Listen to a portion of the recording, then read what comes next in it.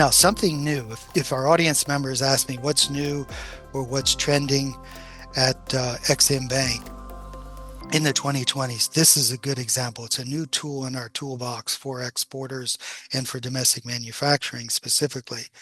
This initiative, Make More in America, it's a new authority designed to build up and revitalize U.S. domestic manufacturing. This is one of several tools that the US government now has to reshore, that is to start bringing supply chains closer and into the United States. What's interesting about this new initiative is that we can look at it through a different type of policy lens. And let me describe to you some of the key components. The export nexus may be new terminology to you. This is the policy trigger sought by EXIM to determine whether we can be involved in a potential opportunity.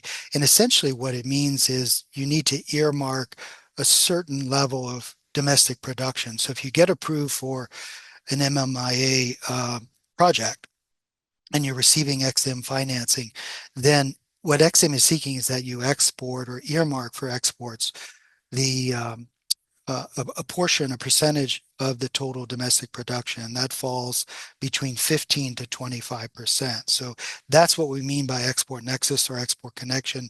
You need to earmark 15% to 25%, reasonable percentage. The expectation is that you don't have to export 100%. So this is, again, a reasonable amount. The export nexus states that you should be looking at exports in the range of 15 to 25% of the domestic production.